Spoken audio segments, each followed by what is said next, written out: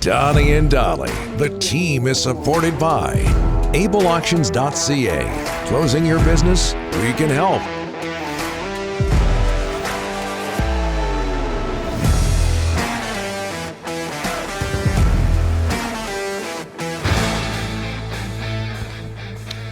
Today's guests, including Farhan standing by, are brought to you by Optic Foliar, the only lights on spray with no damage and no burning to your plant leaves. Plant efficiency, nutrition, and results all combined into a single solution for all stages of growth and safe to use on flowers. Spray it, see it, believe it.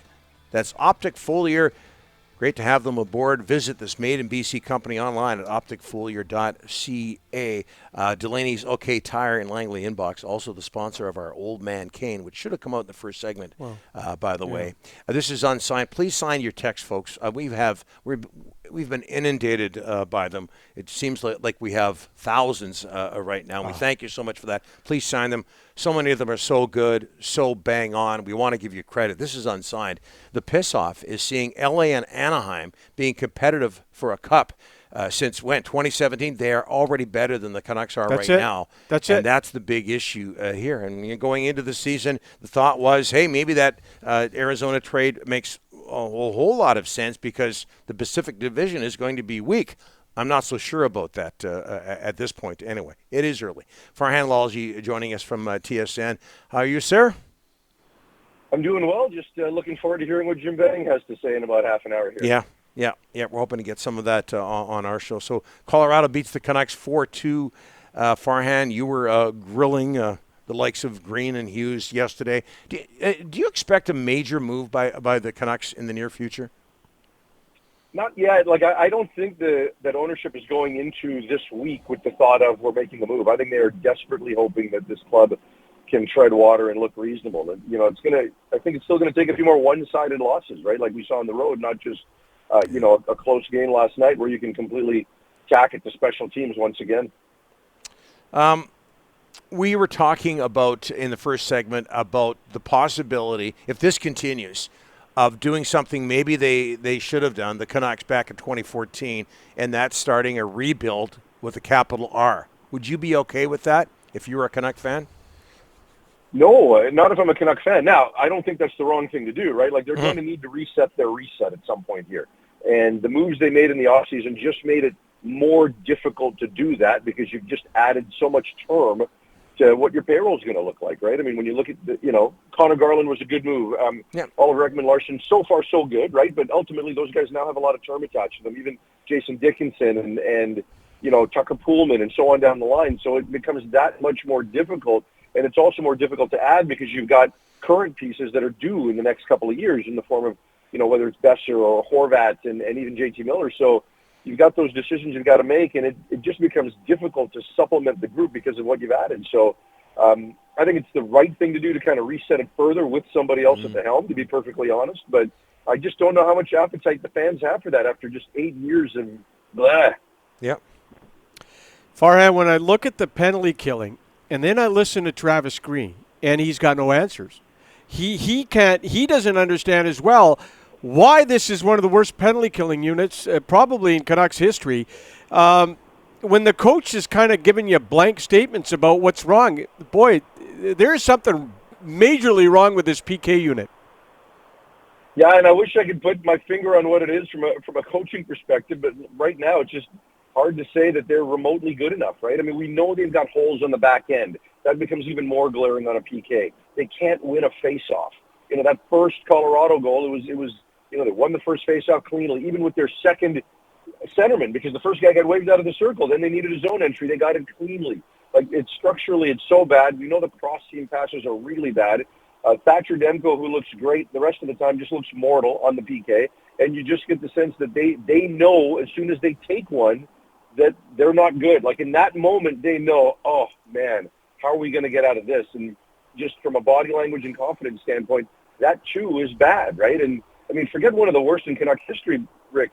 It is the worst in the history of the NHL since they've been tracking it. Again, I know it's a smaller sample size, but this is historically bad. They're in the 50s games now. Yeah. My goodness, it's just not a professional unit right now. And, you can't sit here and tell me Like yesterday, yeah, they did get some bad luck with JT Miller on 2 different PKs losing his stick, right? But you can't tell me this is all about Brandon Sutter.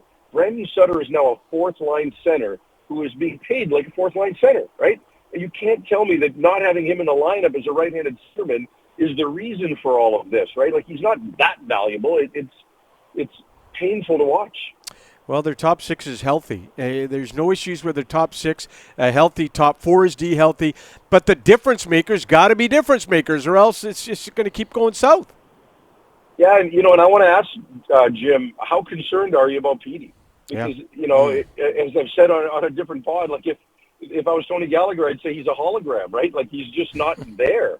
He's you could kind of see him, but he's not there. It's not close. And just watching some of the things, it's not like last year where, you hit the post in the crossbar a bunch early on, where you could say he was snake bit. Like, he's not even close. And in the first, after his first season, we marveled at how this skinny little child was able to be as effective as he was, and how he was able to protect the puck and not show any physical weakness. And then when we talked about, hey, you need to get stronger, he's like, well, kind of the implication was, well, why? Like, I'm doing okay, right?